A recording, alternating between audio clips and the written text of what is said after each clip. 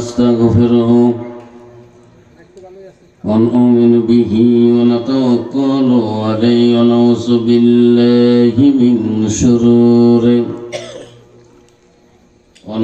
بالله من شرور أنفسنا ومن سيئات أعمالنا من يهده الله فلا مضل له ومن يضلله فلا هادي له ونشهد أن لا إله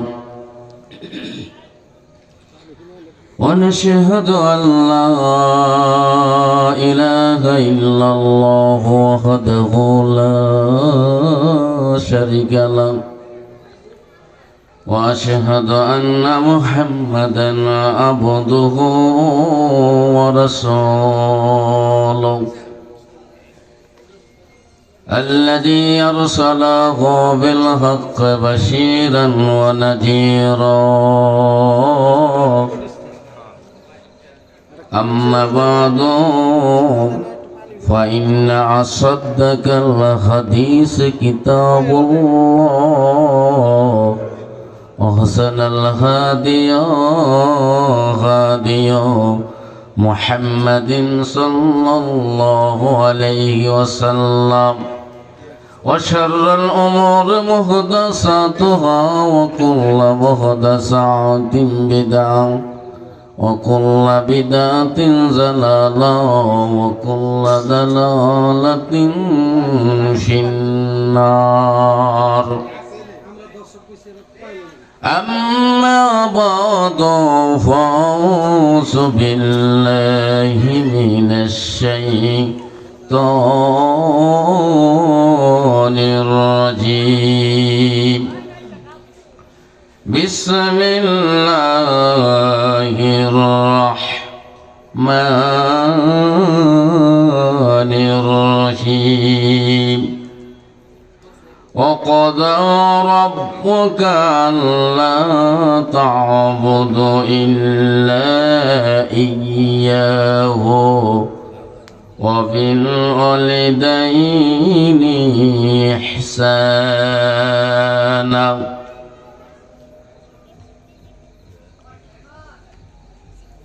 إما يبلغن عندك الكبر أحدهما أو كلاهما فلا تقل لهما أف ولا تنهرهما وقل لهما قولا كريما واخفض لهما جناح الذل من الرحمة وقل رب ارحمهما كما ربياني صغيرا. عن أبي هريرة رضي الله عنه قال رسول الله صلى الله عليه وسلم قال الله تعالى أنشك يا ابن آدم أنشك عليك. عن أبي هريرة رضي الله عنه قال رسول الله صلى الله عليه وسلم إذا مات الإنسان انقطع عنه عمله إلا من إلا من صدقة جارية أو علم ينتفع به أو ولد صالح يدعو له. জিন্দেগি তোর যাইরে ফাঁকি দিয়া রে সোনার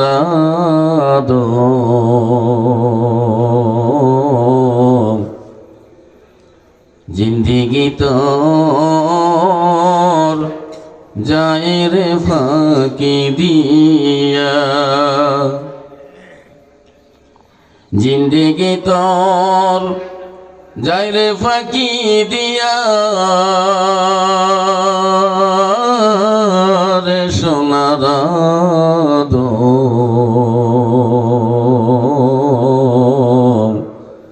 জিন্দিগি তোর জাহিরে ফাঁকি দিয়া।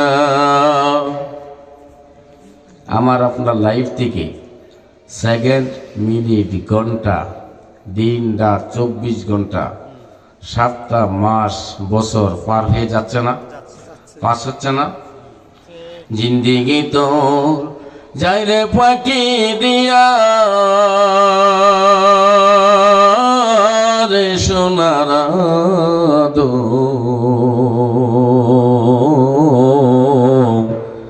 জিন্দিগি তোর জাহিরে ফাঁকি দিয়া। ও আদম রে পাক ধরিয়া গেছে দাড়ি, দ্বন্দ্ব নাচে গোটা সারি। ও আদম রে পাক ধরিয়া গেছে দাড়ি, দ্বন্দ্ব নাচে গোটা সারি। সমঞ্জারি গেছে করিয়া রে সোনার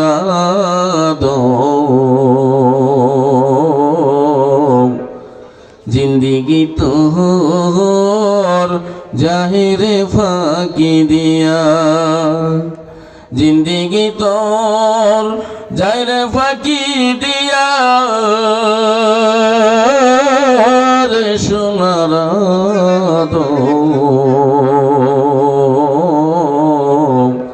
জিন্দিগি তোর জাহিরে ফাঁকি দিয়া। ও আদম রে কামিনীর কুলে ঘুমাইলি কাল ঘুমে, ঘুমায়া ঘুম মায়া কাটাইলি জীবন সোনার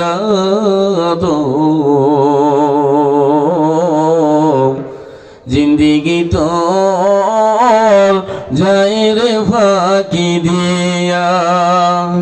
জিন্দিগি তোর যাইরে ফাঁকি দিয়া রে সোনার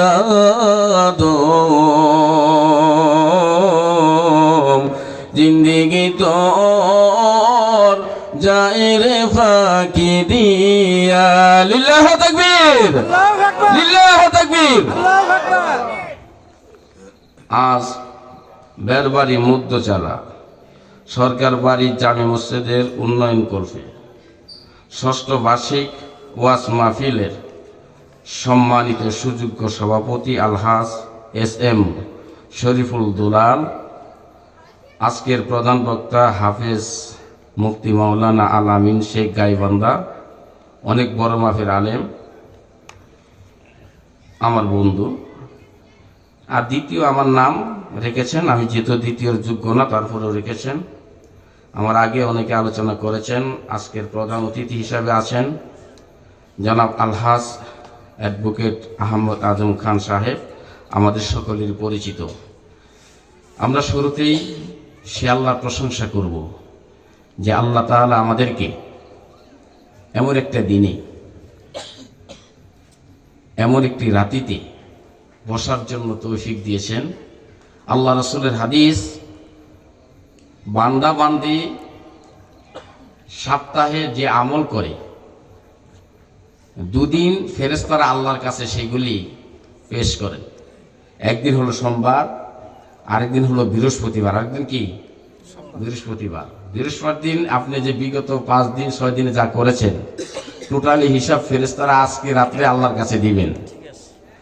তো এই রাতিতে আল্লাহ তাআলা এবং আল্লাহ রাসূলের হাদিস, তুমি যদি রোজা থাকো, সাপ্তাহিক রোজা থাকো, সোমবার এবং বৃহস্পতিবার থাকো, এবং আল্লাহ রাসূলের হাদিস প্রতি চাঁদের 13, 14, 15 তারিখে রোজা থাকো, তো আল্লাহ তাআলা বাদ এশা আমাদেরকে যেখানে আল্লাহ রহমতের ফেরেশতা অবতীর্ণ আছে হাদিসটা আমি বলবো না, যেহেতু আমার কালেকশন করতে হবে। সভাপতি সমাপ্তি ঘোষণা করবেন যখন, আর এই মজলিস থেকে যারা বাড়ি ফিরে যাবে আল্লাহ তাদেরকে নিষ্পাপ বানিয়ে নেবেন, বলেন সুবহানাল্লাহ। প্রশংসা সেই আল্লাহর, যে আল্লাহ তাআলা সারা পৃথিবীতে 800 কোটির উপরে মানুষ, এর মধ্যে 290 কোটি বা 80 কোটি বা 300 কোটি মুসলমান আল্লাহ বানাইছেন। তার মধ্যে আল্লাহ আমাদেরকে অন্তর্ভুক্ত করেছেন।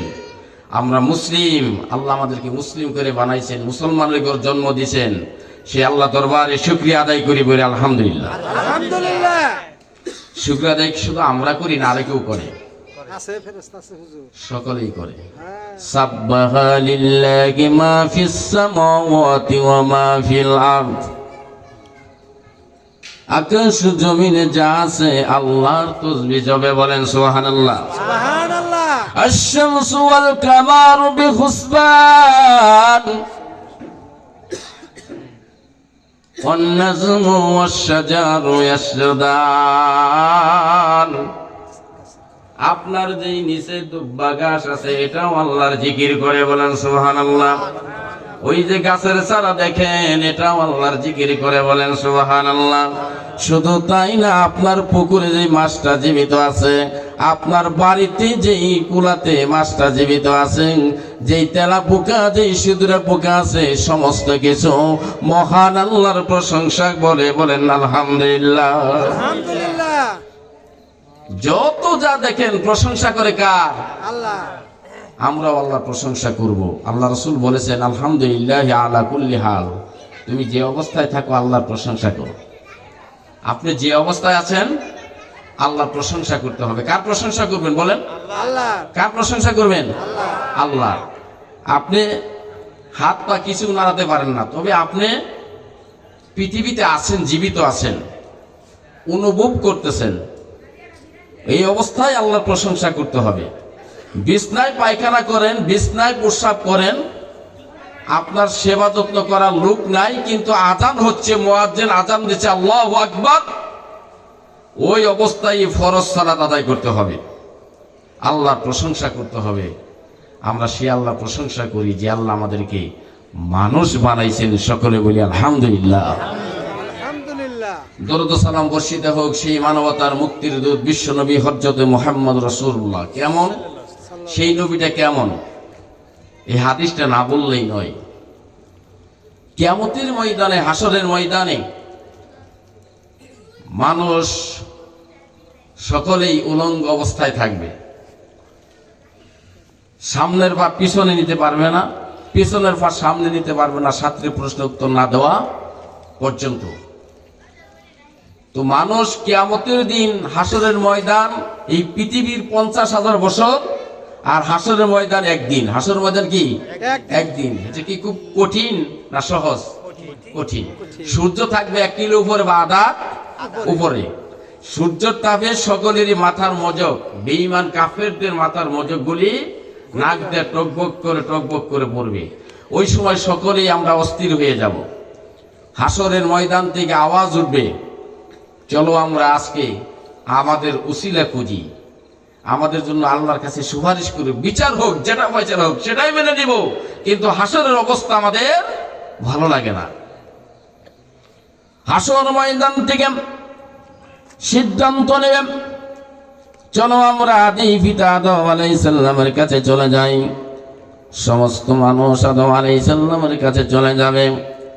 আদম আলাইহিস সালামকে বলবেন, ওগো আমাদের আদি পিতা আদম আলাইহিস সালাম, আপনি কি হাসরের অবস্থা দেখেন না? আপনি কি এই কিয়ামতের মাঠটা দেখেন না?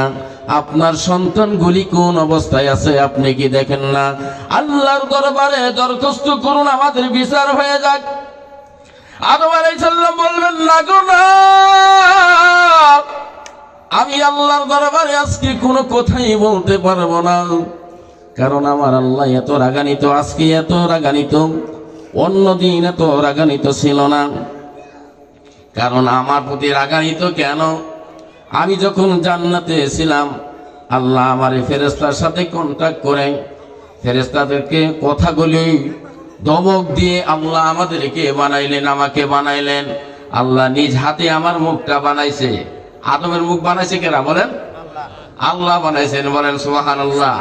আমাদের মুখমণ্ডল বানাইছে কে? আল্লাহ। অতএব আল্লাহ রাসূলের হাদিস, কেউ যদি আঘাত করো গালে মুখে আঘাত করো না। আদম আলাইহিস সালাম বলবেন, না গোলাম, আল্লাহ আমার জান্নাতে যখন আমার ভালো না লাগলো, আমি আল্লাহর কাছে বললাম, আল্লাহ আমার ভালো লাগে না, আল্লাহ আমার ভালো লাগে না। আল্লাহ তো অন্তরের খবর জানে, কেন আদমের ভালো লাগে না? আদমের বাম পাশ থেকে মা হাওয়া আলাইহিস সালামকে বানাইলেন, বানানোর পরে শান্তিতে তারা জান্নাতে থাকতেন। জান্নাতে থাকা অবস্থায় আল্লাহ পরীক্ষার জন্য, আল্লাহর হুকুম পালনের জন্য বললেন, বিসমিল্লাহির রহমানির রহিম, ওয়ালা তাকরাবা হাযিহিশ শাজারাতা ফাতাকুনা মিনাজ জালিমিন। আদম, এখানে থাক, আমার একটা হুকুম, ওই গাছটার নিকটে যাস না। আমি ওই গাছের নিকটে গেছি, আমার স্ত্রীও গেছে। অতএব আল্লাহ আমার প্রতি এত রাগান্বিত আজকে এই কঠিন দিনে, আল্লাহ আমার বাঁচাও, আল্লাহ আমার বাঁচাও। আমি কিচ্ছুই বলতে পারবো না, তোমরা নূহর কাছে চলে যাও। নূহ আলাইহিস সালামের কাছে সকলে যে বলবেন, এ নূহ আলাইহিস সালাম, আপনি আল্লাহর প্রথম রাসূল, আপনি কি হাসরের কঠিন অবস্থা দেখেন না? আপনি কি আল্লাহর দরবারে দোয়া করতে পারেন না? আমাদের জন্য একটু সুপারিশ করুন। নূহ আলাইহিস সালাম বলবেন, না গো না, আমার কওমের জন্য আমি গজব কামনা করেছি, আর একটা গজব কামনা করেছি, আল্লাহর পারমিশন ছিল না। অতএব আল্লাহ আমার প্রতি রাগান্বিত, অন্যদিন আর এত রাগান্বিত হই নাই। অতএব তোমরা কি করো, মুসার কাছে চলে যাও, মুসা ওজুহাত দেখাবে। ইব্রাহিমের কাছে চলে যাও, ইব্রাহিম ওজুহাত দেখাবে। শেষ, একেবারে শেষ, ঈসার কাছে যাবে, ঈসা কোনো ওজুহাত দেখাবে না। ঈসা বলবেন, আজকে যাও, শেষ নবী মুহাম্মদুর রাসূলুল্লাহ সাল্লাল্লাহু আলাইহি সাল্লামকে খুঁজো। হাসরবাসীরা খুঁজতে থাকবো বিশ্ব নবী, শেষ নবী মুহাম্মদ রাসূলুল্লাহ সাল্লাল্লাহু আলাইহি সাল্লাম কোথায় আছে। খুঁজতে খুঁজতে আমরা দেখব আল্লাহ রাসূল সাল্লাল্লাহু আলাইহি সাল্লাম আল্লাহর আরশের এক পাশে সিজদারত অবস্থায় আছে। সেজদায় পড়ে কাঁদতেছি, ইয়া উম্মতি, ইয়া উম্মতি। সেদিন সেই নবী সুপারিশ করতে পারবেন আল্লাহর দরবারে, কোন নবী পারবে না, আদম পারবে না, একমাত্র আমাদের নবী হযরত মুহাম্মদ রাসূলুল্লাহ সাল্লাল্লাহু আলাইহি সাল্লাম পারবেন আমাদের জন্য সুপারিশ করতে আল্লাহর কাছে। আল্লাহর কাছে দুইবার, তাফসিরে আসছে 3 বার সুপারিশ করবেন। এই দুইবার, তিনবার সুপারিশে কোটি কোটি জাহান্নামী মানুষ জান্নাতে যাবে, বলেন সুবহানাল্লাহ। সেই নবীর উপর বর্ষিত হোক অসংখ্য দরুদ ও সালাম, সকলেই বলি সাল্লাল্লাহু আলাইহি ওয়াসাল্লাম, আল্লাহুম্মা সাল্লি আলাইহি, আল্লাহুম্মা বারিক আলাইহি।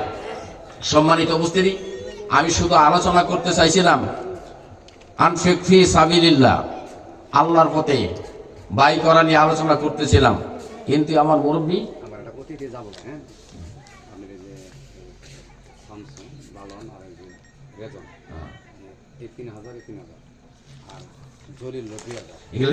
পরে দিননি লেখা রাখেন, ওয়াজটা চলুক, আমি দোয়া করে দেবো। হ্যাঁ, তাহলে আমি আপনাদের সামনে যে বিষয়ে আলোচনা করতে চেয়েছিলাম, কিন্তু আমি যার বাজান বলে ডাকি, লেবু সাহেব, আপনারা পিসাব বলেন, উনি বললেন যে মাতা পিতার আলোচনা করেন, এর সাথে কালেকশন করেন। তা আমি আজকে আলোচনা করব, আধা ঘন্টা করব হুকুকুল ওয়ালিদাইনে, এরপরে করব আল ইনফিক ফি সাবিলিল্লাহ, আল্লাহর পথে ব্যয়।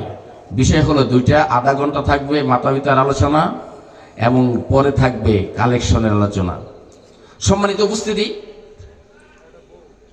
আল্লাহ তাআলা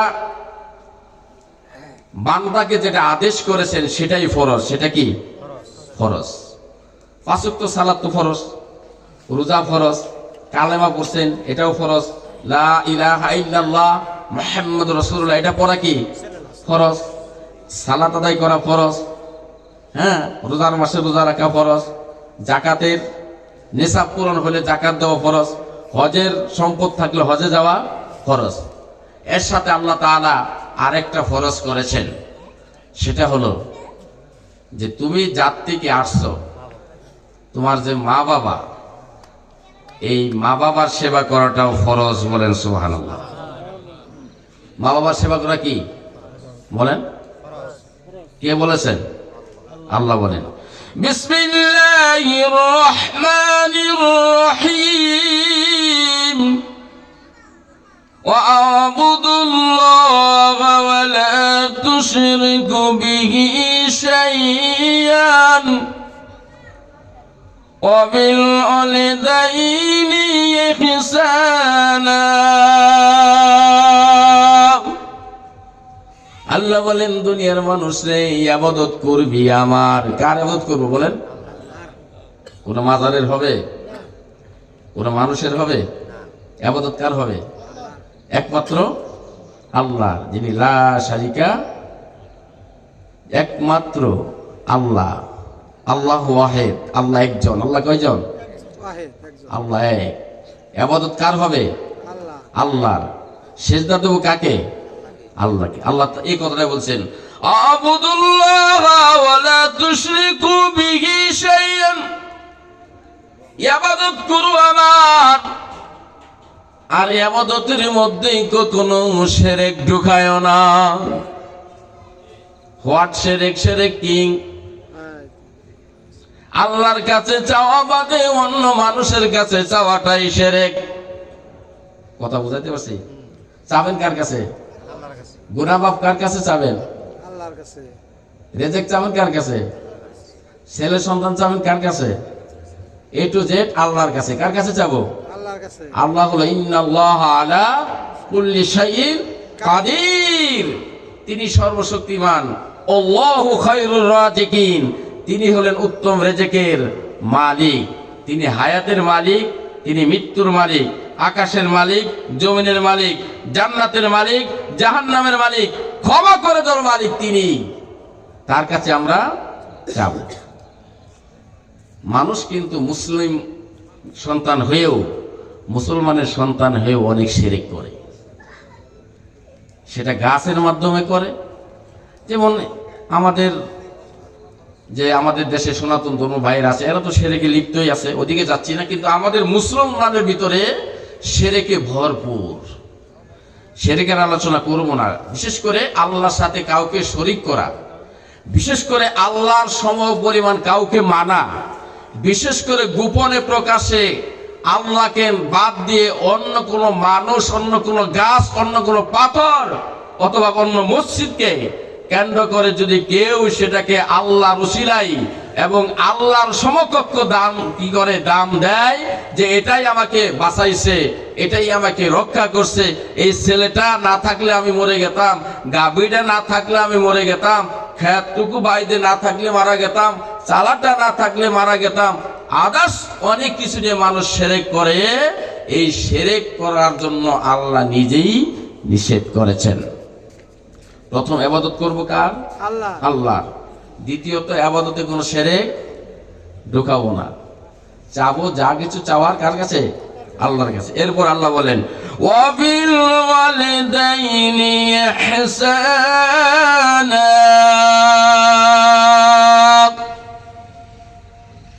এরপরে তোমরা মা বাবার সেবা করো। কার সেবা? এর প্রথম কথা বললেন আমার ইবাদতের পরে শিরক করো না, এরপরে বললেন মা বাবা সেবা করো। কত গুরুত্বপূর্ণ কথা।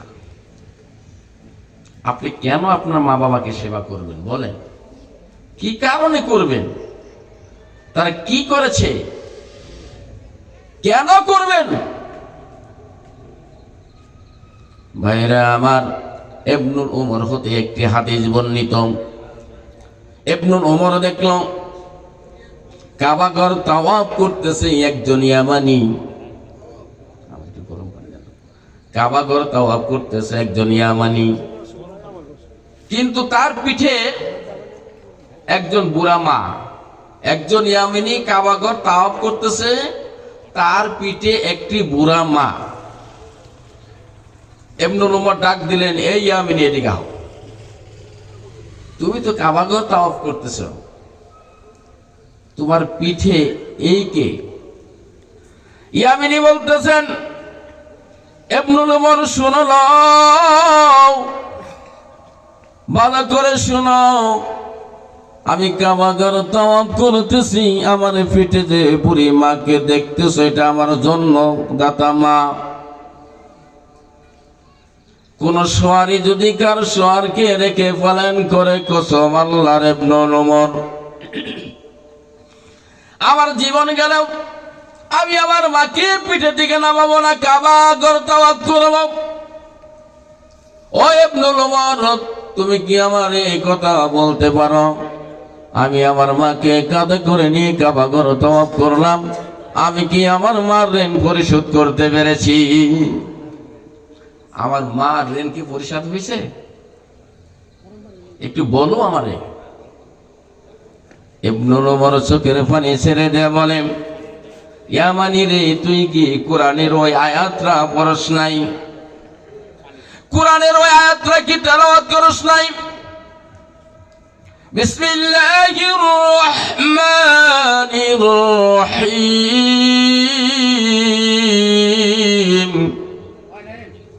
ووصينا الإنسان بوالديه حملته أمه।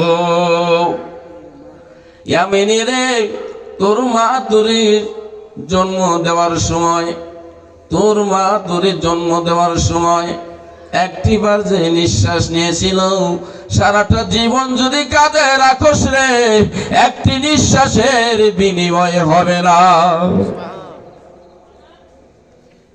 কত কথা,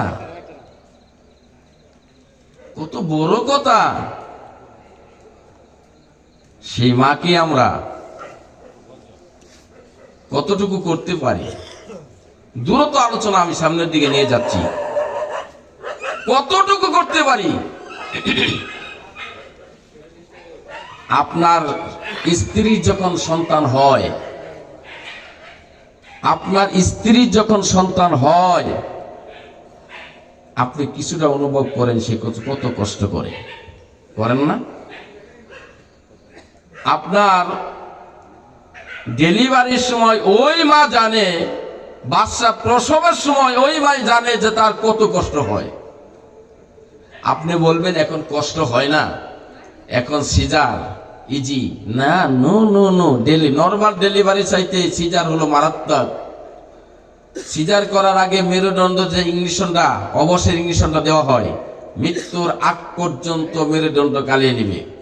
যেখানে আদাত পরিমাণ কাটা হয় 8 ইঞ্চি, এই 8 ইঞ্চি জায়গা এক সপ্তাহ নয়, 2 দিন নয়, 3 দিন পর পর চিরিকটা উঠবে। যারা অপারেশন হয়েছে, সিজার হয়েছে, তাদের কাছে জিজ্ঞেস করুন। ভাইয়েরা আমার,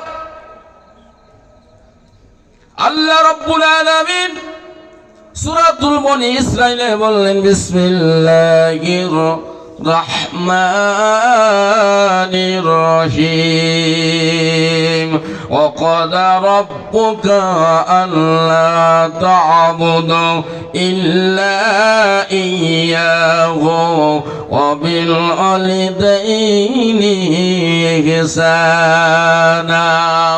ও দুনিয়ার মানুষ, ইবাদত করো আমার, বন্দেগী করো আমার, এরপরে তোমরা উত্তম আচরণ করো তোমার মা বাবার সাথে। কার সাথে? উত্তম আচরণ করো মা বাবার সাথে। এর থেকে বোঝা গেল নামাজ পড়ার পরে তোমার সর্বোত্তম কাজ হলো তোমার মা বাবার সেবা করা। কেমনে সেবা করবেন আল্লাহ শিখিয়ে দিলেন। আল্লাহ বলেন, ইম্মা ইয়াবলুগান্না ইনদাকাল কিবারা আহাদুহুমা আও কিলাহুমা ফালা তাকুল লাহুমা। তোমার মা বাবা একজন জীবিত আছেন অথবা 2 জন জীবিত আছেন, তাদের সামনে তুমি বিনয় হও, নম্র হও, উত্তম আচরণে কথা বলো। কখনো তাদের সাথে চোখ রাঙ্গায়া কথা বলো না, কখনো তাদের সামনে মাথা উঁচু করে কথা বলো না। তাহলে আমরা এখন এই কোরআনের আয়াতের দৃষ্টিতে আমরা কি মা বাবার সামনে উচ্চ স্বরে কথা বলি না বলেন তো? হুজুর গরম পানিও আছে ঠান্ডাও আছে। তাহলে মা বাবার সাথে কথা বলার জন্য আল্লাহ শিখিয়ে দিয়েছেন কিভাবে কথা বলবেন। লেকিন আপনার ছেলেকে যদি আপনি একটি কাজের অর্ডার করেন, দেখবেন অনেক ছেলেই মুখে মুখে বলে আমি এখন পারবো না, বলে না? বলে মা যদি তার মেয়েকে বলে যে আমার শরীরটা একটু খারাপ, চারটা ভাত কুকারে দাও, বলে আমি পারবো না, বলে কিনা? বলে আল্লাহ কি এটা শিখাইলো? না। আল্লাহ শিখাইলো তুমি আর মা বাবা জীবিত আছে, মা বাবার সাথে কথা বলো এত নম্রভাবে ভদ্রভাবে, যেরকম একজন অফিসারের সামনে সাধারণ কর্মচারী মাথা নত করে কথা বলে। আমরা তাই বলি না? বলে একজন দারোগা আসলে তো স্যার স্যার স্যার। এই দারোগা যদি একবারে তার সারাটা লাইফ যদি আপনার জন্য দোয়া করে, দোয়া কবুল হতেও পারে নাও হতে পারে, কিন্তু আপনার মা বাবা যদি আপনার জন্য দোয়া করে আল্লাহর আরশে কোনো পর্দা থাকে না, সাথে সাথে কবুল বলেন সুবহানাল্লাহ। সুবহানাল্লাহ। মা বাবার দোয়া করলে আল্লাহর আরশে পর্দা থাকে না। মা বাবা যদি সন্তানের জন্য ভালো দোয়া করে ভালো, মা বাবা যদি সন্তানের জন্য খারাপ দোয়া করে খারাপ, কবুল করবে কে বলেন? আল্লাহ। কবুল কে করবে? আল্লাহ। আল্লাহ। এবার আসেন মূল কথায় আসেন ভাইয়েরা আমার। আল্লাহ একজন বান্দা জুরাইস করে, একজন নামরে জুরাইস তার ইবাদত খানায় ইবাদত করতেছেন, তার ইবাদত খানায় ইবাদত করতেছেন। আল্লাহওয়ালা লোক একজন ওলি। হঠাৎ করে জুরাইস নামাজে দাঁড়ায়া গেছে, এমন সময় তার মা এসে বলে বাবা জুরাইস, আমি তোর মা এসেছি, আমার কথা শোন। জুরাইস বলে আমি আল্লাহর দরবারে দাঁড়াইছি, আমার আল্লাহ বড় না আমার মা বড়। দ্বিধা দ্বন্দ্ব পড়ে গেল, মনে মনে সিদ্ধান্ত নিল না গো না না, আমার আল্লাহ বড় আমার মা বড় না। মার ডাকে সাড়া দিল না, নামাজে কায়েম থেকে গেল। দ্বিতীয় দিন জুরাইস যখন আবার নামাজে দাঁড়াইছে, ওই মুহূর্তে তার মা এসে বলতেছেন বাবা জুরাইস, আমি তোর মা এসে গেছি তোর কাছে, আমার দুইটা কথা শোন, আমার কিছু কথা শোন। জুরাইস বলে আমি দাঁড়াইছি আল্লাহর দরবারে, আমার আল্লাহ বড় না আমার মা বড় না গো না। মনে মনে সিদ্ধান্ত নিল আল্লাহর চাইতে বড় তো কেউ না, আল্লাহ আমার বড়। মার ডাকে সাড়া দিল না, বড় কান্না মন নিয়ে জুরাইসের মা চলে গেল। তৃতীয় দিন যখন জুরাইস নামাজে দাঁড়াইছে গো, ওর মা এসে বলতেছে বাবা জুরাইস, আমি তোর মা আসছি, আমার কিছু কথা শুন, আমার এক গ্লাস ঠান্ডা পানি দে, আমার কিছু কথা শুন, আমার কিছু কথা শুন। জুরাইস বলে আমি আল্লাহর দরবারে দাঁড়াইছি, আমার আল্লাহ বড় না আমার মা বড়, আমার আল্লাহ বড় মা বড় না। জুরাইসের মা বলে বাবা জুরাইস রে, আমি এক এক করে তোর কাছে 3 দিন আসলাম, আমার ডাকে সাড়া দিলি না। আমি মা দোয়া করলাম আল্লাহ যেন তোর কলঙ্কিনী বানায়, আল্লাহ যেন তোর জিনাকারীর মুখ দেখায়া দুনিয়া থেকে বিদায় করে। দোয়া কবুল হয়ে গেল। কিছুদিন পর ওই আস্তানার উপর ওই এলাকার যুবকেরা বলল যে ওরে কিভাবে এখান থেকে বাহির করা যায়, ষড়যন্ত্র। তারা একটি নষ্টা মহিলার সাথে নষ্টামি করলো, অবৈধ গর্ব হয়ে গেল। তারা পূর্বের নাটক সাধন অনুসারে জিজ্ঞেস করলো যে তোর তো বিয়ে হয় নাই, তোর এই গর্ভের সন্তান আসলো কোথা থেকে, কে তোর সাথে এই খারাপ কাজ করলো? যারা করছে তারাই প্রশ্ন করে। আসলে এরকম মানুষ হ্যাঁ আছে কিনা? আমার এলাকায় এক চুর চুরি করতো, রাত্রে সকালে মাতবর হাসতো। আমার এলাকায় ওইটি বিচারক, সুরেই বিচারক। সুরের নাম করে চিনবেন, বলবো না, কমো না নাম। তা আমি আবার কইলাম এক বিচারে যে যারা নিজেরাই অপরাধী তারা এখানে কথা বলবেন না। তারা এখানে, আমি বললাম যে যারা নিজেরাই অপরাধী তারা এখানে কোনো কথা বলবেন না। সেই চুর দুদিন পরে আমারই স্বাস্থ্য ভাই নিয়ে আমার পড়ার টেবিলে বলে, আমার খুব চালাইতেছ তুই, তোর সিনা বেচা গুলি করু। আমি সাথে সাথে ধরে ফেললাম, কিছু নাতা গুতা দিয়ে দিলাম। এরকম মানুষ আছে না? আছে কিনা? আছে ভাইয়েরা আমার, তোর তো বিয়ে হয় নাই, তোর এই সন্তান কোথা থেকে আসলো, বল কে এই কাজ করেছে, আমাদের কাছে বল। কই না, বলবো না, ওই শিখানোই তো, বলবো না। যে বল, যে বললেও বিশ্বাস করবা না, যে পর বিশ্বাস করুন। ওই যে দেখা যায় আস্তানার ভিতরে একজন আল্লাহওয়ালা লোক, ওই আমার সাথে এই কাজ করেছে, নাউজুবিল্লাহ। তারা তাকে ধরলো, জুরাইসকে ধরলো, মাথায় ধরলো, পায়ে ধরলো, হাতে ধরলো, মেরপিট শুরু করে দিল।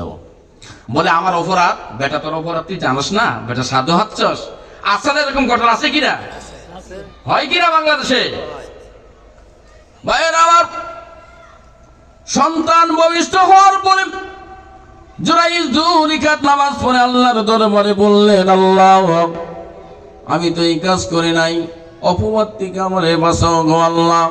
2 রাকাত নামাজ পড়ে দে ওই ছেলেটা নাভির ভিতরে খোঁচা দেয়া বললেন, এই বাচ্চা বল তোর বাপকে, তোর বাপকে পরিচয় দে। ওই বাচ্চাটার জবান খুলে গেল, বলল আমার বাপ হলো অমুক রাকাল, আপনারে ফাঁসানোর জন্য ওরা এই কাজ করেছে। জনসাধারণ বুঝে গেল। ছোট্ট বাচ্চা যখন সাক্ষী দিল, তখন জনসাধারণ তার গড়টা স্বর্ণ দিয়ে বানানোর জন্য বলে, আপনার গড়টা স্বর্ণ দিয়ে বানিয়ে দিই, মাপসাই মাপসাই মাপসাই, ভুল করে ফেলছি। কয় না না, এটা আমার মার দোয়া কবুল হয়েছে। কে বলছে? মা দোয়া করছিল, সেটা আমার পাওয়ানা হয়ে গেছে। মা যদি দোয়া করে, বাবা যদি দোয়া করে, ছেলের জন্য ভালো দোয়া করলে ভালো, খারাপ করলে আর কপাল পুড়ে গেল।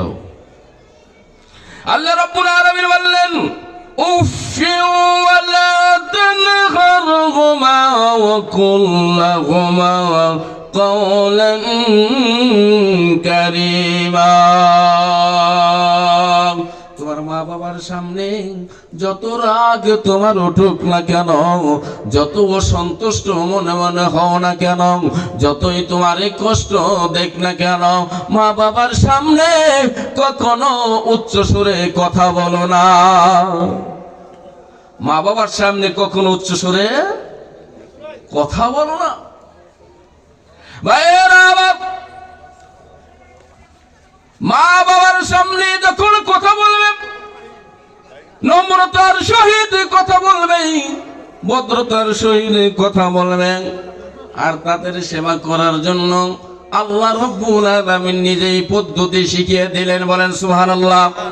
মা বাবার সেবা করবেন শিখিয়ে দিলেন। আল্লাহ তাদের কি দিয়ে সেবা করবেন? প্রথমত মা বাবাকে কি দিয়ে সেবা করবেন, এটা আল্লাহ শিখিয়ে দিলেন।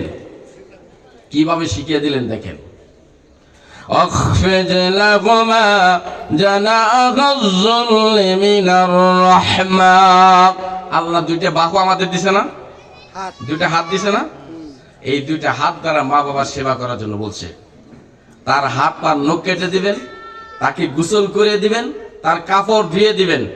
আমরা তো সকলে ধুয়ে দিই, তাই না? দেই না? দেই তো।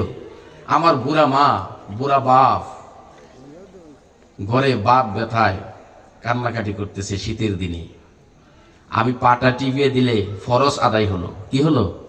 ফরজ আদায় হলো। আর না দিলে গুনাহ হবে, তাও কবিরা গুনাহ হবে। কি হবে? আপনি না পারেন আপনার স্ত্রীকে দিবেন, আপনার স্ত্রীকে বলবেন যাও, তারপরে আসো আমার কাছে। আপনার ছেলেকে বলবেন, তোর দাদি, তোর দাদা, আপনার মেয়েকে বলবেন। আমরা কি এগুলো করি? মা তো কুহাইতেছে ঘরে, অন্য ঘরে তো ব্যথায় যন্ত্রণায় ঘুমাইতে পারতেছে না, আল্লাহ আল্লাহ করতেছেন। তবু আপনি যখন বাহিরে চলে যান, রাত 10টা 11টার সময় বাড়ি আসেন, আপনার মেয়ে মেয়ের মতো ঘুমিয়ে আছে, ছেলে ছেলের মতো ঘুমিয়ে আছে, স্ত্রী স্ত্রীর মতো ঘুমিয়ে আছেন, কিন্তু বৃদ্ধা মা বৃদ্ধা বাবা ঘুমায় নাই। কখন আমার কলিজার টুকরা আসবে? কথা ঠিক করে বলে। বাড়িতে পাড়া দেওয়ার সাথে সাথে বলে, বাবা আইসো, বলে কিনা? বলে না? যাদের আছে, যাদের ছিল তারাও বলছে, বলছে না, বাবা আইসো। এখনো যদি কোনো মা কোনো বাবা কোনো ভালো কিছু খায়, চেষ্টা করে এটা আমার ছেলের জন্য কেমনে নেই, আমার মেয়ের জন্য কেমনে নেই, বলে না? বলে। ভাইয়েরা আমার, মুসা আলাইহিস সালাম আল্লাহকে জিজ্ঞেস করলেন, ওগো আল্লাহ, আমার সাথে জান্নাতে যাবে কে? আমার সাথে জান্নাতবাসী হবে কে? ওগো আল্লাহ। বলো আল্লাহ একজন। আল্লাহ উত্তর দিলেন, মুসা রে, তোর সাথে একজন কসাই জান্নাতে যাবে। মুসা হতভম্ব হয়ে গেল। মুসা আরেকদিন একটা কথা বলেছিল আল্লাহর সাথে, আল্লাহ আমার এমন একটা কালেমা দাও, এমন একটা বাক্য দাও, নতুন একটা বাক্য দাও, নতুন একটা কালেমা দাও। আল্লাহ বলে, মুসা রে, কুল মুসা লা ইলাহা ইল্লাল্লাহ। মুসা কয়, আল্লাহ নতুন কিছু চাইলাম, দিলাহি আদমের কালামাই, কি দিলা এটা তুমি আল্লাহ? আমি তো নতুন কিছু আশা করছিলাম। এবার আল্লাহ ডাক ডাক হয়, মুসা রে শোন, যেই বাক্যটা তোরে দিলাম, লা ইলাহা ইল্লাল্লাহ, 7 তলা আসমান জমিন যদি এক পাল্লায় রাখা হয়, আর আমার লা ইলাহা ইল্লাল্লাহ যদি এক পাল্লায় রাখা হয়, 7 তলা আসমান জমিনের চাইতে এই কালেমার ওজন বেশি হবে। লিল্লাহি তাকবীর, আল্লাহু আকবার, লিল্লাহি তাকবীর। আল্লাহু আকবার। সেই কালেমা আমরা পড়ছি না? পড়ছি না? পড়ছি তো নাকি? আমরা কত দামি দেখেন। হযরত নূহ আলাইহিস সালাম মৃত্যুর সময় তার সন্তানদেরকে ডাকলেন, ডেকে বললেন, এই সন্তানেরা, লা ইলাহা ইল্লাল্লাহ এর প্রতি অটল থাকবা। জেনে রেখো, লা ইলাহা ইল্লাল্লাহ যদি কেউ বলে আর এর ওপর যদি অটল থাকে, তাহলে সারা পৃথিবী যদি বোমা বানিয়েও এর উপর নিক্ষেপ করা হয়, তবু এই কালেমা ধ্বংস হবে না। বরঞ্চ ওই সারা পৃথিবীর বোমাটার উপরে কালেমা নিক্ষেপ করলে ওই বোমাটা ধ্বংস হবে। বলেন সুবহানাল্লাহ। মান মাতা ওয়া হুয়া ইয়ালামু আন্নাহু লা ইলাহা ইল্লাল্লাহ দাখালাল জান্নাহ। মৃত্যুর সময় যদি কোনো বান্দা বান্দি জবান দ্বারা এই কথাটা বলে, লা ইলাহা ইল্লাল্লাহ ফাদখুলুল জান্নাহ, সে জান্নাতে যাবে। বলেন সুবহানাল্লাহ। তার পূর্বে যত গুনাহ থাক, এর কারণে মানুষ যখন মুমূর্ষ অবস্থায় থাকে, তার চতুর্পাশে পড়তে হবে লা ইলাহা ইল্লাল্লাহ। কি বলবেন বলেন? মানুষ যখন মৃত্যুর সাথে পাঞ্জা লড়ে যে মারা যাবে যাবে বাপ, তার চতুর্পাশে কি পড়বেন?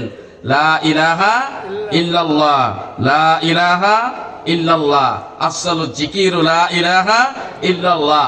এটা হলো সর্বোত্তম জান্নাতে যাওয়ার জন্য, এটা হলো সর্বোত্তম একটি কালেমা। মৃত্যুর আগে মৃত্যুর সময় যদি এটা পড়তে পারেন, আপনি বিনা হিসাবে জান্নাতি। বলেন সুবহানাল্লাহ। মানে একজন কসাই আমার সাথে জান্নাতে যাবে, কি ব্যাপার? পরে তার তদন্ত নেওয়া হলো ভাইয়ের আমার, দেখে যে একজন বাজারে একজন মাংস বিক্রেতা, সে মাংস বিক্রি করতেছেন, ওজনে ভালো দিচ্ছেন। আমরা তো ওজনে ভালো দেই, ভালো দেই না? ভালো দেয়। আপনার এই যে বেরবাড়ি বাজারে গরু জব করলে দেখবেন 2 কেজি আপনি চাইলেন, আর ভাই আইসেন, কুদ্দুস ভাই, নালমিয়া ভাই আইসেন, 2 কেজি দেন, 2 কেজি দিল, ঝুঁকিয়ে দিল না। এরপরে মাইটা দেয়, ডেল দেয়া, কিছু তোল দেয়, ডেল দেয় না, বোঝা গেল যে অনেকটুকু বেশি দিছে। বার দেয় না, মাইফা দেখেন 28 সরাকের বেশি হবে না 2 কেজি। এটা তো নাকি মিজান যার ভালো, তার আমল ভালো। বলেন সুবহানাল্লাহ। আর রহমান আল্লামাল কুরআন خلق الإنسان علمه البيان الشمس والقمر بحسبان والنجم والشجر يسجدان والسماء رفعها ووضع الميزان আল্লাহু আকবার। আল্লাহু আকবার। মিজান যার ভালো, কিয়ামতের দিন তার সবই ভালো। মাফি আমরা কম দিব না, মাফি আমরা কসাই সকাল থেকে সন্ধ্যা পর্যন্ত ওই কসার একজন মা ছিল, তার সেবা করত, তার সেবা করত। তো যখন বাজার থেকে চলে যাচ্ছে বলছে, ভাই আমি আপনার সঙ্গে যাইতে চাই। যে বলেন, চলেন চলেন আমার সাথে চলেন। যাইতে যাইতে বাড়ি গেলেন, কসাই বলতেছেন, ভাই গো একটু আপনি অপেক্ষা করেন, সকালবেলায় আমার বৃদ্ধা মাকে রেখে গেছি, জানি না কোন অবস্থায় আছে, জানি না গো কোন অবস্থায় আছে, অতএব আপনি একটু বসেন। এবার কি করলো, যে মাকে বিছনা থেকে উঠালো, বিছনা থেকে উঠানোর পর কিছু খাবার দিল, কিছু খাবার খাওয়ার পর মা হাত তুলে দোয়া করে, আল্লাহ আমার ছেলে আমার এত সেবা করে গো আল্লাহ, আমার এত যত্ন করে গো আল্লাহ, শুনেছি মুসা নবী নামে একজন নবী আছে গো আল্লাহ, তুমি তার সাথে জান্নাতে বাসী করো। মার দোয়া কবুল। আল্লাহ রাসূল সাল্লাল্লাহু আলাইহি সাল্লাম মেরাজের রজনীতে জান্নাত পরিদর্শন করতেছেন, হাদিসটি সহিহ। জান্নাত পরিদর্শন করতেছেন, দেখে জান্নাতের ভিতরে কুরআনুল কারীম তেলাওয়াত করতেছেন। জিবরাইলকে জিজ্ঞেস করলো, ভাই জিবরাইল, জান্নাতের ভিতরে এই মধুর কণ্ঠে কুরআন তেলাওয়াত করে কি? বলে আপনার সাহাবা হারেস ইবনে নুমান। হারেস ইবনে নুমান। আল্লাহ রাসূল মেরাজ থেকে আসার পরে হারেস ইবনে নুমানকে জিজ্ঞেস করলেন, ও হারেস ইবনে নুমান রে, তুমি কি এমন আমল করো জান্নাতে কোরআন পড়াও? ও হারেস ইবনে নুমান, তুই কি এমন আমল করো গো, কে এমন আমল করো গো জান্নাতে কোরআন পড়াও? হারেস ইবনে নুমান বলে, আমি কোন আমল করি না। আল্লাহ রাসূল বলেন, হারেস ইবনে নুমান রে বল কি আমল করস? হারেস ইবনে নুমান বলে, আল্লাহ রাসূল গো, আমার মা আছে, আমি তার সেবা করি। আপনার মা বাবার দিকে তাকিয়ে যদি মুস্কি হাসে দেন, একটা কবুল হজের সওয়াব, বলেন সুবহানাল্লাহ। যদি আপনি দিনে 100টা হাসি দেন, কবুল হজের সওয়াব, বলেন সুবহানাল্লাহ। আমরা করি তো ইনশাআল্লাহ, নাকি? হ্যাঁ, শাশুড়ি কি করি, যাই, মারে করি না, বাবারে করি না। ভাইয়েরা এবার আসেন, আল্লাহ রাসূলের কাছে একজন সাহাবা এসে বললেন, আন আবি হুরায়রা রাদিয়াল্লাহু আনহু قال قال رسول الله صلى الله عليه وسلم من حق بحسن صحابتي قال امك قال ثم من قال امك قال ثم من قال امك قال ثم من قال ابوك। আল্লাহ রাসূলের কাছে একজন সাহাবা এসে বললেন, ওগো আল্লাহ রাসূল, আমি সেবা করব কার? ওগো আল্লাহ রাসূল, আমি সেবা করব কার? আল্লাহ রাসূল বললেন, তুমি তোমার মার সেবা করবে। আবার বললেন, ওগো আল্লাহ রাসূল, আমি সেবা করব কার? আল্লাহ রাসূল বললেন, তুমি তোমার মার সেবা করবে। আবার বললেন, ওগো আল্লাহ রাসূল, আমি সেবা করব কার? বলে, তুমি তোমার মার সেবা করবে। চতুর্থবার বললেন, কালা আবুকা, তুমি তোমার পিতার সেবা করবে। 3 বার সেবা করার কথা কেন বলল গো? একটু বিশ্লেষণ আমি করি। আমরা যারা এখানে আছি, কেউ কি বাবা থেকে আসছি না মার গর্ভে থেকে আসছি? বলেন, তাহলে মার পাওয়ার বেশি না? বেশি কিনা বলেন? যত ওলি মা, ময়াকার মা, আরবি হরফ মিম, তাই না? আর মাদার লিখতে এম। এইগুলিতে দেখেন, মতে মদিনা, মদিয়া মক্কা, মতে মাওলানা, মতে মুফতি, আছে নাই? মতে মসজিদ, মতে মুহাম্মদ রাসূলুল্লাহ সাল্লাল্লাহু আলাইহি সাল্লাম, এম এ মক্স আছে না? বাইতুল মুকাররম আছে না? এই মা, মায়াকার মা, একটি শব্দ, এর ভিতরে যত মহৎ লুকিয়ে আছে, এই মিমের ভিতরে যত মহৎ লুকিয়ে আছে, শেষ নবী আল্লাহ পাঠাইছেন, সেই প্রথম কথাটাই হলো মুহাম্মদ রাসূলুল্লাহ সাল্লাল্লাহু আলাইহি সাল্লাম। যত নবী রাসূল আসছে, দুই একজন ব্যতীত সকলেই তো মার গর্ভে থেকে আসছে, কথা ঠিক কিনা বলেন? পৃথিবীতে যত বাইতুল মুকাররমের ইমাম সাহেব, কাবা শরীফের ইমাম সাহেব, তারাও একটা মায়ের সন্তান, কথা ঠিক কিনা বলেন? এই বাংলাদেশে যত হাফেজ আছে, তারাও একটা মায়ের সন্তান। এই 3 লক্ষ 3.5 লক্ষ মসজিদের ইমাম, তারাও মায়ের সন্তান, কথা ঠিক কিনা বলেন? তাহলে মার পাওয়ার বেশি না? 2 নম্বর কারণ হলো, একজন মা যখন দাম্পত্য জীবন শুরু করে, দাম্পত্য জীবন শুরু করার পর যখন প্রথম পিকনিক শুরু হয়, গর্ভে যখন সন্তান আসে, অনেক মা আছে রে, 1 ফোঁটা পানি খাইতে পারে না। পারে কি? পারে? না। 2 থেকে 3 মাস 4 মাস পানিও খাইতে পারে না। কি অবস্থা, দুরবস্থা! আল্লাহ রাসূল বলেন, এমন কোন পুরুষ নাই 1 কেজি জিনিস 10 মাস 9 মাস এক হাতে রাখে পারে? আমার মা আমার পেটে নিয়ে গো সংসারের কাজ করছে, রান্না বান্না করছে, কাপড় গুলি দিয়ে দিছে, আমার পেটে করে নিয়ে গো আমার বাবার কথা শুনছে, শাশুড়ির কথা শুনছে, গ্রামবাসীর কথা শুনছে। আমার মা আমার এই পেটে নিয়ে এই কাজগুলি করেছে। আমার মা যখন খাইতে গেছে, আমি কলিজায় লাথি মারছি, খাবারের প্লেট রেখে গিয়ে আবার ঘরে যে শুয়ে পড়েছে। আমার মা এত কষ্ট করেছে গো। বিজ্ঞানী সায়েন্সরা বলেছেন, সায়েন্সের ডাক্তাররা বলেছেন, সন্তান প্রসবের 15 দিন বা 20 দিন আগে সন্তানের মাথাটা গর্ভে জরায়ুর দিকে দিয়ে দেয়, আল্লাহর ইচ্ছায় জরায়ুর দিকে হয়ে যায়, আর পাটা হয়ে যায় মার কলিজার সাথে অ্যাডজাস্ট করা।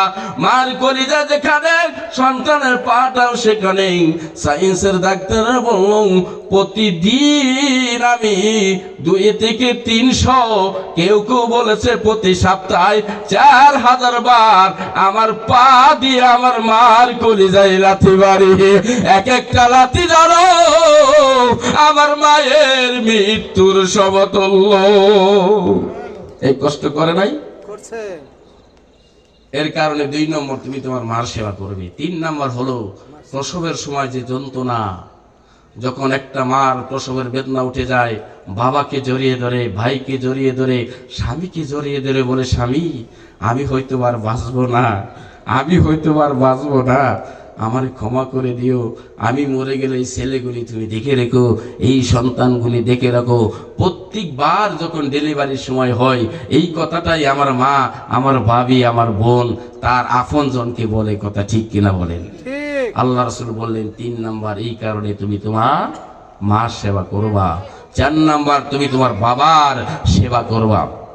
ভাইয়েরা আমার, মা কি দন ভাইয়েরা, আমি আপনাদেরকে কি দিয়া বোঝাবো, বোঝানোর তো কোনো ক্ষমতা আমার নাই। আবু হুরায়রা রাদিয়াল্লাহু আনহু আল্লাহ রাসূলের কাছে দৌড়িয়ে চলে গেছেন, ওগো আল্লাহ রাসূল, আমি আমার বিচার নিয়ে আপনার কাছে আসছি, আপনি আমার বিচার করেন। আবু হুরায়রা, তোমার কি বিচার করব? যে আমার মা গার ধাক্কা দিয়ে বাড়ি থেকে বের করে দিয়েছে। আবু হুরায়রা রে, আমি তোর মার বিচার করতে পারবো না, তোর মা তোর গার ধাক্কা দিয়ে বাহির করে দিয়েছে, এখানে আমার কোনো আর কথা নাই। এত দাম মা বাবার, সেই মা বাবাকে আমরা কত দুঃখ দেই না? দেই কিনা বলেন? এমন দরদি ভাবে কেউ হবে না আমার মা গো, এমন দরদি ভাবে কেউ হবে না আমার মা গো। মায়ের 1 দুধের দাম কাটিয়া গায়ের চাম, পাপুষ বানালে রেনের সুদ হবে না। এমন দরদি ভাবে কেউ হবে না আমার মা গো। পিতায় আনন্দে মাখিয়া সাগরে বাসিয়া, সেই যে চইলা গেল ফিরা আইল না। কত স্বামী স্ত্রীর গর্ভে সন্তান রেখে মারা যায় না? স্ত্রী সেই সন্তান নিয়ে সারা জীবন বুকে নিয়ে সুখে দুঃখে সংসার করে না? তার টকবকে যৌবনকে মাটি দিয়ে সন্তানকে বুকে নিয়েছে, বাড়ি বাড়ি চেয়ে খেয়ে লালন পালন করার কথা, ঠিক কিনা বলেন?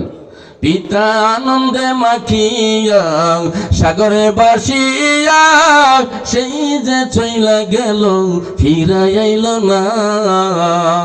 কত সন্তানকে টেকিয়া মায়ে দেয় মরিয়া, কত সন্তানকে টেকিয়া মায়ে দেয় মরিয়া, এমন দরদি ভাবে কেউ হবে না আমার মা গো, এমন দরদি ভাবে কেউ হবে না আমার মা গো, ঠিক কিনা বলেন ভাইরা আমার? আল্লাহ রাব্বুল আলামিন কুরআনুল কারীমের ভিতরে সুন্দর করে বলে দিলেন, কুল মা আনফাকতুম মিন খায়রিন ফাওয়ালিল দাইনে ফালিল ওয়ালিদাইনে ওয়াল আকরাবিন। তুমি যে কামাই করো, তুমি যে ইনকাম করো, তার থেকে টাকাগুলি প্রতিনিয়ত তোমার মা বাবাকে দাও। কি বলেছেন বলেন? আপনি যা কামাই করেন তার থেকে আপনি প্রতিদিন আপনার মা বাবাকে দেন, প্রতিদিন দেন। আমরা তো দেই ইনশাল্লাহ, তাই না? একটা ছেলেই ভিতর খায়, কথা ঠিক না বলেন? একটা ছেলে একটাই ভিতর খায়। আরে বেটা, তোর ধন সম্পদের নিয়ে তো তোর মা বাবা বহুত কষ্ট করছে, এখনো বাড়িটা তো মারা গেলে তুই কি পাবি? তোর কত বড় সাহস, একটা মা একটা বাবাকে তুই আলাদা পাকে খাওয়াস? তুই কি সন্তান না সন্তান নামে কলঙ্ক, কথা ঠিক কিনা বলেন? সন্তান নামে কলঙ্ক। অতএব ভাইয়ের আমার, মা বাবা অমূল্য ধন, তার থেকে আমরা পিছপা হব না। এবার আসেন ভাইয়েরা, সঠিক কথায় আপনারা আসেন। আল্লাহ রাসূলের একজন সাহাবা আলকামা যখন মৃত্যুবরণ করবেন, মৃত্যুর সময় তার জিহ্বাটা বাহির হয়ে গেল, মৃত্যুর সময় জিহ্বা বাহির হয়ে গেল, মৃত্যুটা হয় না, জানটা কবজ হয় না। আল্লাহ রাসূলের কাছে অন্য সাহাবারা চলে গেল, ওহ গো আল্লাহ রাসূল, আলকামার তো জান কবজ হয় না, আলকামার তো খুব কষ্ট হচ্ছে গো আল্লাহ রাসূল। আল্লাহ রাসূল আলকামার কাছে চলে গেল, চলে যাওয়ার পরে দেখে তার খুব কষ্ট হচ্ছে। আলকামার মাকে ডাকা হলো, আলকামার মা, তুমি তোমার ছেলেকে মাফ করে দাও। আলকামার মা কথা বলে না, আলকামার মা কি করে না, রাও করে না, শব্দ করে না। বারবার আল্লাহ রাসূল বলার পরে কোনো রাও করে না, শব্দ করে না। এবার আল্লাহ রাসূল বললেন, ও তোমরা আগুনের ব্যবস্থা করো, আলকামারে জ্বালিয়ে দেই, আলকামারে আগুনে পুড়িয়ে দেই। যখনই বলছে আলকামার আগুনে পুড়িয়ে দেই, আলকামার মা চোখের পানি ছেড়ে দেয়, বলে আল্লাহ রাসূল গো, আমি আমার আলকামাকে ক্ষমা করে দিলাম। আলকামার জানটা কবজ হলো। মায়ের মতো দরদি কেউ আছে? বাবার মতো দরদি আছে কেউ? আছে? এমন দরদি পাবে কেউ হবে না আমার মা গো, এমন দরদি পাবে কেউ হবে না আমার মা গো, কেউ হবে না, কেউ হবে না। কত মানুষ দেখলাম বাইরে দুনিয়ায়, মায়ের মতো আপন কেহ নাই রে নাই, বাবার মতো আপন কেহ নাই রে নাই। কত মানুষ দেখলাম বাইরে দুনিয়ায়, মায়ের মতো আপন কেহ নাই রে নাই, বাবার মতো আপন কেহ নাই রে নাই। বিদেশে পাকে যদি কারো সন্তান মারা যায়, পশু পক্ষী না জানিতে জানে আমার ভাই, ঠিক কিনা? বিশ্বাসে পাখি যদি কারো সন্তান মারা যায়, পশু পক্ষী না জানিতে জানে আমার মায়। কত মানুষ দেখলাম বাইরে দুনিয়ায়, মায়ের মতো আপন কেহ নাই রে নাই, বাবার মতো আপন কেহ নাই রে নাই। ভাইরা আমার, আল্লাহ রাসূল সাল্লাল্লাহু আলাইহি সাল্লাম একদিন রাস্তা দিয়ে যাচ্ছেন, হঠাৎ করে দেখলেন হালিমাতুজ জোহরা রাদিয়াল্লাহু আনহা আল্লাহ রাসূলের দিকে আসছেন। আল্লাহ রাসূল তাকে উরুতে বসতে দিলেন, মাথার ওড়নাটা খুলে দিয়ে সেখানে বসতে দিলেন। একজন বুড়িমার জন্য একজন বিশ্বনবী মাথার পাগড়ি বিছিয়ে দিল বসার জন্য। সাহাবারা বললেন, কিছুই বুঝলাম না, একজন বৃদ্ধা মহিলার জন্য বিশ্বনবী মাথার পাগড়ি বিছিয়ে দেয়, তার উরুর সাথে ওরও মিশিয়ে বসিয়ে দেয়। এবার আল্লাহ রাসূল বলেন, সাহাবারা জানো না, জানো না, আমি জন্মের পরে আমার মায়ের দুধ পান করি নাই, এর দুধ আমি পান করেছি, আমার দুধ মাত্রা হালিমা, অতএব আমার মায়ের সমতুল্য। ভাইয়েরা আমার, ইবনে ওমর যাচ্ছেন রাস্তা দিয়ে, তার সঙ্গী কুলি নিয়ে যাচ্ছেন রাস্তা দিয়ে, একজন ইহুদি সামনে থেকে আসতেছেন। ইবনে ওমর গাদার পৃষ্ঠ থেকে নেমে গেলেন, নেমে যে তার জামাটা খুললেন, জামাটা খুলে ইহুদিকে দিলেন এবং মাথার পাগড়িটাও ইহুদিকে দিলেন, গাদাটাও ইহুদিকে দিলেন। এবার সঙ্গীরা বলে, কিছুই বুঝলাম না, 31 লক্ষ বর্গ মাইলের প্রেসিডেন্ট হযরত ইবনে ওমর একজন ইহুদিকে তার গায়ের জামা খুলে দিল, মাথার পাগড়িটাও দিল, গাদাটাও দিয়ে দিল, কিছুই বুঝলাম না। হযরত ওমর রাদিয়াল্লাহু আনহু বলেন, আমার সঙ্গীরা তোমরা জানো না, জানো না, এই ইহুদি আমার বাবার বন্ধু। তাহলে বাবার বন্ধুর সাথে ভালো আচরণ করতে হবে। মা নাই, চাচি আছে, খালা আছে, ফুবু আছে, আছে না? আছে। তাদের সাথে ভালো আচরণ করতে হবে। ভাইয়েরা আমার, আল্লাহ রাসূলের কাছে একজন সাহাবা আসলেন, ওগো আল্লাহ রাসূল, ওগো আল্লাহ রাসূল, আমি তো মুসলমান হয়ে গেছি, আমার মা মুশরিকা, আমার বাবা মুশরিক অবস্থায় মারা গেছেন, তারা এখন কবরে কোন অবস্থায় আছে? কবরে কোন অবস্থায় আছে? আল্লাহ রাসূল বললেন, কিলাহুম আন্নার, তোমার মা বাবা জাহান্নামে আছে, কবরে কষ্টে আছে। এবার সাহাবা বেহুশ হয়ে গেল, হায় হায় রে, আমার মা বাবা কবরে আছে, আমার মা বাবা কবরে আছে, আর তারা খুব কষ্ট আছে, দুজকের শাস্তি ভোগ করতেছেন। পাগল পারা হয়ে গেল। আল্লাহ রাসূল গো বলেন, আল্লাহ রাসূল গো, ওগো আল্লাহ রাসূল, কোন উপায় কি আছে, কোন পথ কি আছে ওই দুজকের আগুন বন্ধ করার? কোন পথ কি আছে, কোন কাজ কি আছে দুজকের আগুন বন্ধ করা যাবে? সাহাবারা পাগল হয়ে গেল, পাগল করা হয়ে গেল। ওগো আল্লাহ রাসূল, বিশ্ব নবী মুহাম্মদ রাসূলুল্লাহ সাল্লাল্লাহু আলাইহি সাল্লাম, আপনি বলুন, আপনি বলেন কোন উপায় আছে কিনা?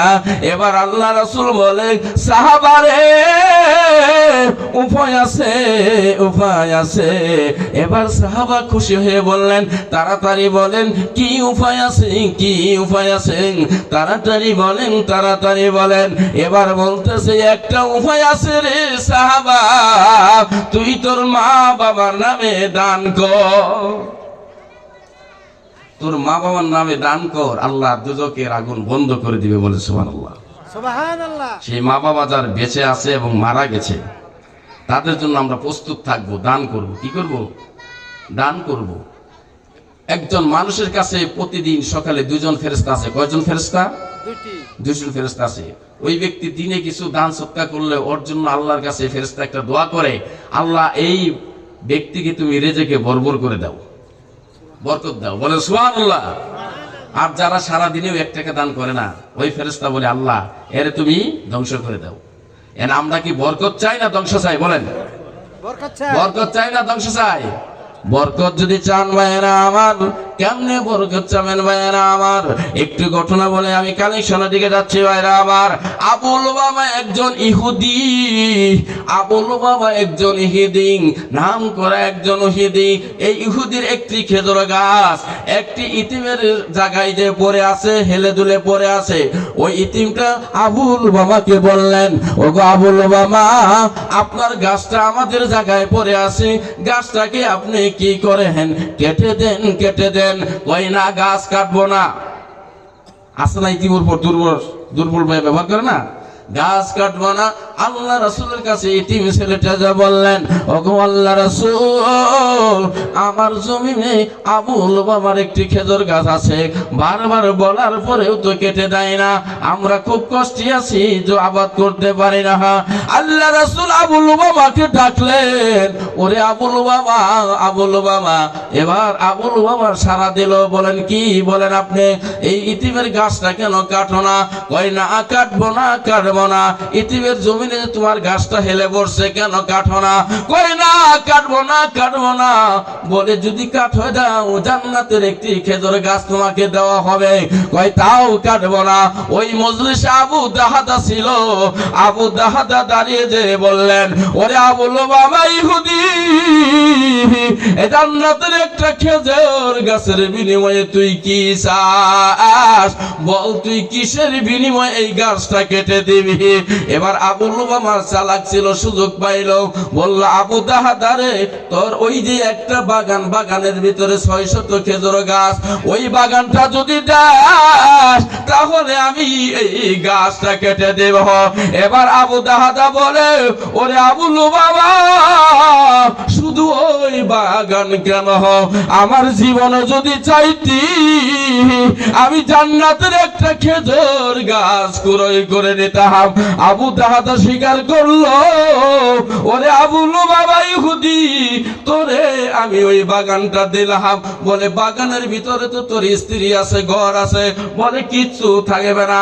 বাগানে দৌড়ে যা আবু দাহাদা বলে স্ত্রীকে, আমার স্ত্রী শুন, ঘর থেকে বাহির হয়ে আসো, ঘর থেকে বাহির হয়ে আসো, আমাদের কপাল ফুলে গেছে, আমাদের কপাল লাকি হয়ে গেছে, আমরা জান্নাতে একটা খেজুর গাছ পেয়ে গেছি, চলে আসো, চলে আসো। স্ত্রী কোনো জিজ্ঞাসা করলো না, জিজ্ঞাসা না করে বাহির হয়ে আসলেন। আবু দাহাদা জান্নাতের একটি খেজুরের বিনিময়ে, একটি খেজুর গাছের বিনিময়ে 600 খেজুর গাছ আলা বাগানটা, বাড়ি সহ বাগানটা আবুল বাবাকে দিয়ে দিল। ভাইরা আমার, তৌবুকের যুদ্ধে আল্লাহ রাসূল ডাক দিলেন বাইতুল মালের জন্য। উসমান 900 উট, 3000 দিরহাম দিলেন, অনেকেই অনেক কিছু দিলেন। আল্লাহ রাসূলের সামনে একজন ব্যক্তি দাঁড়ানো আছে, আবু বকর। টুফলাই জানি কি রাখছে, টুফলাই জানি কি রেখেছেন, টুফলাই যেন কি রেখেছেন। সবার শেষে টুফলাটা আল্লাহ রাসূলের সামনে দিছেন। দেখে টুফলার ভিতরে যত হাড়ি ঠুলা পাইলা বাড়ির যত কিছু, সব কিছু টুফলার ভিতরে নিয়ে আসে। বলে সুবহানাল্লাহ। আল্লাহ রাসূল বললেন, আবু বকর এগুলি কেন, বাড়িতে কি রেখে আসছো? বলে বাড়িতে আল্লাহ এবং আল্লাহ রাসূলকে রেখে আসি। আল্লাহ রাসূল বললেন, আজকের দিনে আবু বকর যে কাজটি করলো, হযরত ওমরের পরিবারের যত নেকি আছে তার চাইতে বেশি নেকি তারা বলল। ভাই বলে সুবহানাল্লাহ। সেই দানবীরকে আল্লাহ পছন্দ করেন, যেই দানবীর আল্লাহকে খুশি করার জন্য আল্লাহ রাস্তায় দান করে, আল্লাহ রাস্তায় দান করেন। أيها الذين آمنوا أنفقوا مما رزقناكم من قبل أن يأتي يوم لا بيع فيه ولا خلة ولا شفاعة والكافرون هم الظالمون।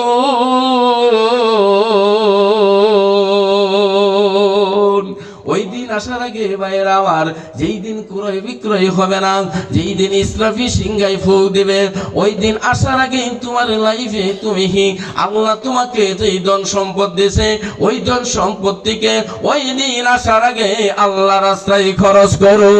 রাজি আছেন? রাজি আছেন? বলেন আছেন কিনা? ইজা মাতাল ইনসানু ইনকাতানু আমালুহু ইল্লা মিন সালাসাতিন ইল্লা মিন সাদকাতিন জারিয়াতিন আও ইলমিন ইয়ানতাফাহু বিহি আও ওয়ালিদিন সালিহুন ইয়াদউ লাহু। মানুষ যখন মারা যায় সমস্ত আমল বন্ধ হয়ে যায়। মানুষ যখন মারা যায় সমস্ত আমল বন্ধ হয়ে যায়। তিনটা আমল কিয়ামতের আগ পর্যন্ত জারি থাকে। এক নাম্বার হলো সদকায়ে জারিয়া করে। সদকায়ে জারিয়া হলো মসজিদ মাদ্রাসা। দুই নাম্বার হলো যেই সন্তানগুলি রেখে যায়, যেই সন্তানগুলি দোয়া করে মরার পরে জানাজায় দাঁড়িয়ে দিয়ে যায়। বাবা মারা গেছে, মা মারা গেছে, ছেলে জানাজায় দাঁড়িয়ে গেছে। বাবা মারা গেছে, মা মারা গেছে, ছেলে মা বাবার জন্য দান করতেছেন, সদকা করতেছেন। ও ভাইরা, এমন এলেম গো, যে এলেমটা ভাইরা আমার রেখে গেছেন, দুনিয়ার মানুষ কল্যাণমুখী হবে, ইবাদত করবে আল্লাহর, বন্দেগিরি করবে আল্লাহ। এই তিনটা জিনিস ব্যতীত আর কিছুই হবে না ভাইরা আমার। অত ভাইরা আমার, এই মসজিদ আমাদের মামবানা লিল্লাহি মসজিদান বানাল্লাহু লাহু বাইতাল ফিল জান্নাহ। যেই ব্যক্তি মসজিদ বানায় আল্লাহ তার জন্য ঘর বানায়। বলেন সুবহানাল্লাহ। এই যে মসজিদ আল্লাহর ঘর, এই আল্লাহর ঘরের জন্য সর্বপ্রথম কে কত টাকা দিতে পারেন? একজন নেককার বান্দা আসেন, কে কত টাকা দিবেন? খুব চালু করে আসবেন ভাইরা আমার।